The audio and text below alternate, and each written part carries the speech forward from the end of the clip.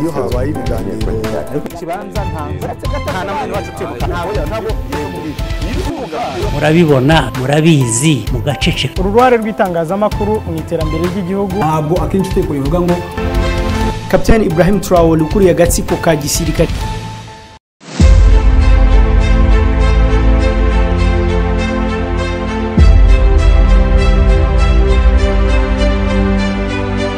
Nongeye kubasuhuza kandi abifuriza ibihe byiza nshuti bakunzi ba Primo Media Rwanda. Reka nizere ko muri gusoza 2022 neza munitegura neza kwinjira muri 2023.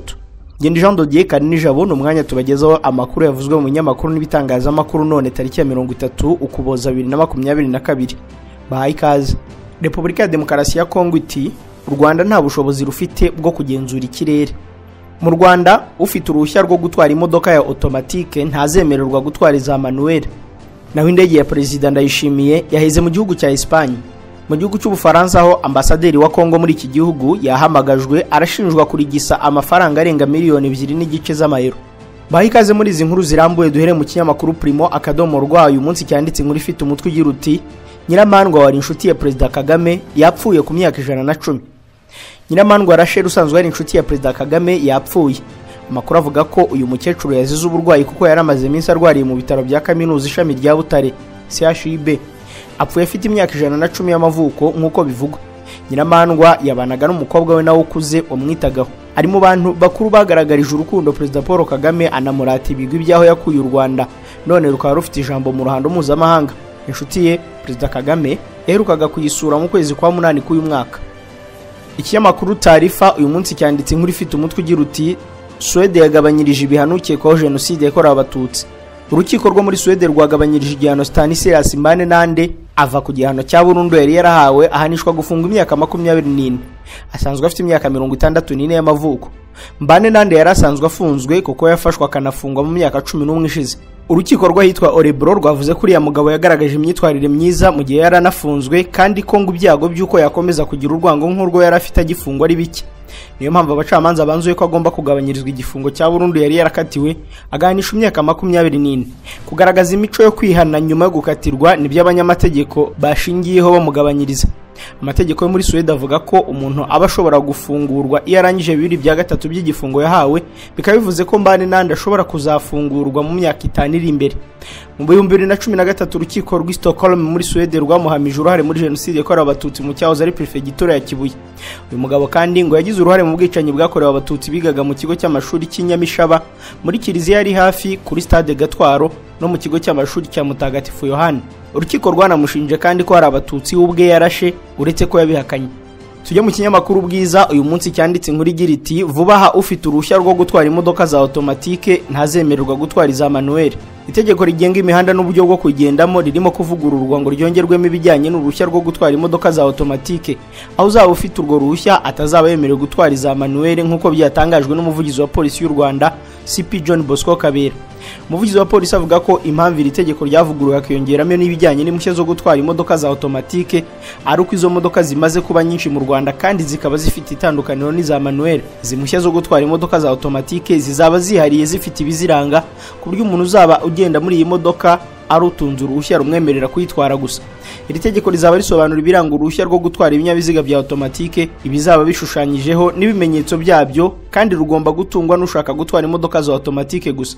Umuvugizi wa polisi y'u Rwanda ati ababishaka bazajya bakorera impushya zo gutwara imodoka za automatique cyangwa za manuel. CP Kabera avuga ko umuntu ufite uruhushya rwo gutwara imodoka ya manuel yemerewe no gutwara ya automatique, ariko ufite uruhushya rwo gutwara automatique ntabwo yemerewe gutwara imodoka ya manuel. Ubu buryo ngo buzafasha abatwara ibinyabiziga guhitamo uruhushya bakorera bitewe n'ikinyabiziga batunze. Umuntu azajya agaragaza niba afite uruhushya rwo gutwara ikinyabiziga cya manuel cyangwa automatique kugira ngo hirindwe kuba umuntu yatwara imodoka adafitiye ubushobozi. Ku bijyanye n'iri tegeko biteganyijwe ko hazasohoka amabwiriza ya minisitiri ufite ubwikorezi mu nshingano ze asobanura ibijyanye n'iyi ngingo.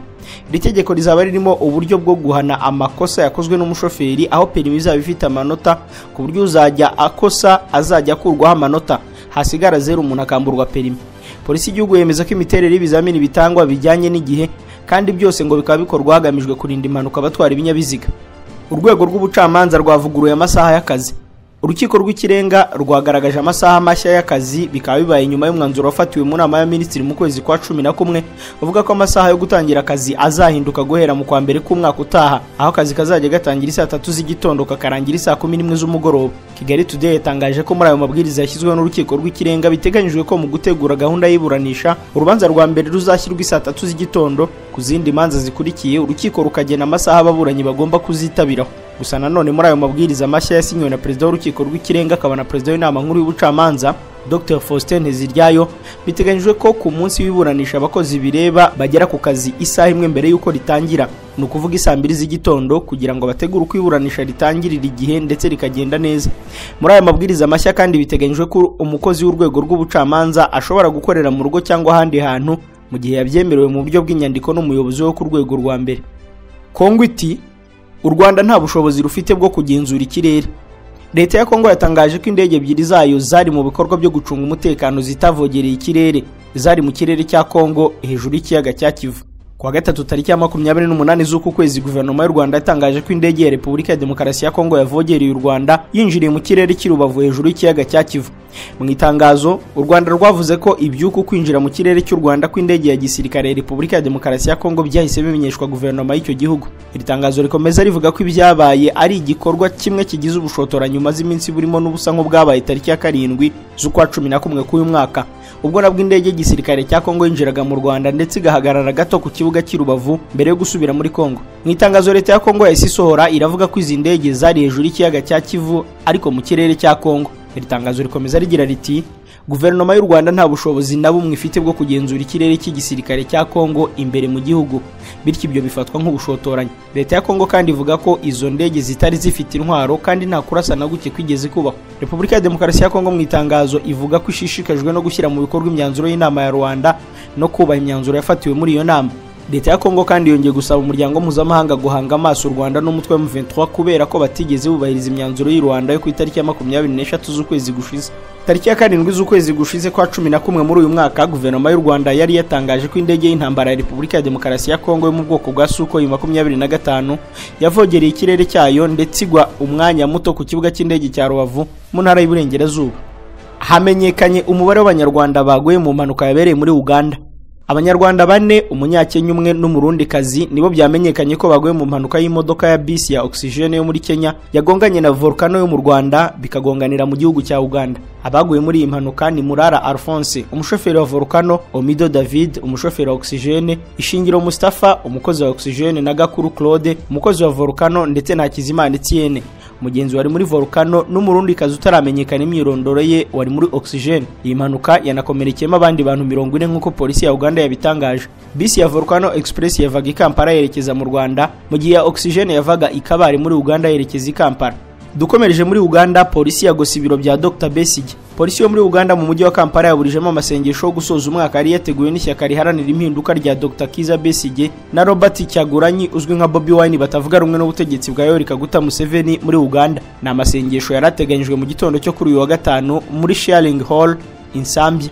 Amasengesho y'ihuriro yateguwe agamije gusaba Imana ngo izariyobore mu mwaka utaha. Kuri uyu wa kane nibwo Bobi Wine yemeje ko azitabira aya masengesho. Ishami rya gisirikare rishinzwe imyitwarire ryoherejwe ku biro bya Kiza Besigye biri ahitwa Katonga. Mbere yaho harashwe imyuka iryana mu maso ku bantu bari bagiye agombaga kubera amasengesho. Umuvugizi wa polisi mu mujyi wa Kampala Patrick Onyango yatangaje ko ayo masengesho atigeze amenyekanishwa ngo hatangwe uburenganzira bwo kuyakora. Itegeko riteganya ko mu kwirinda iterabwoba ibikorwa byose bihuriza abantu hamwe muri Uganda bigomba guhabwa uburenganzira n'umuyobozi mukuru wa polisi. Onyango yagiriye inama abaturage kwirinda kujya mu bikorwa bihuriza hamwe abantu bitemewe n'amategeko muri iki gihe cy'iminsi mikuru. Mu 2019 Depite Robert Kyagulanyi uzwi nka Bobi Wine na Dr Kiza Besigye wahataniye kenshi kugera ku butegetsi muri Uganda bavuze ko biyemeje gufatanya ngo bahigike Perezida Museveni uri ku butegetsi guhera mu 1986. Ni mu gihe abatavuga rumwe n'ubutegetsi bahora bataka ko babangamirwa n'ubutegetsi bagashimutwa bagatabwa muri yombi n'abayoboke babo ndetse n'ibindi bibazo byinshi. Tuvuye muri Uganda tunyarukire no mu Burundi, ariko by'umwihariko ku ndege ya Perezida Ndayishimiye iyo yaheze muri Espagne.